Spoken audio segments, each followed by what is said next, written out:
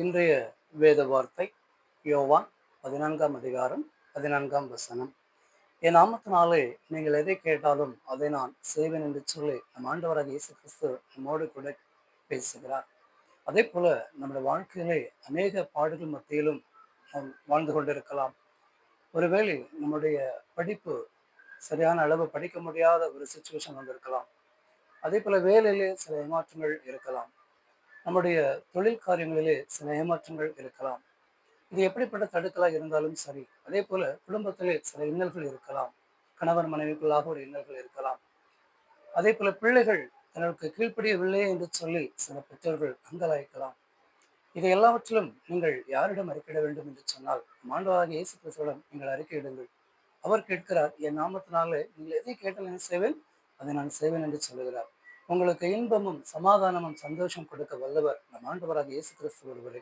உங்களுடைய தேவைகள் என்ன என்பதை நீங்கள் அவரிடம் அறிக்கையிடும் பொழுது கட்டாயம் அவர் நமக்கு உதவி செய்ய வல்லவராக இருக்கிறார். பிரியமானவர்களே, ஆமென்.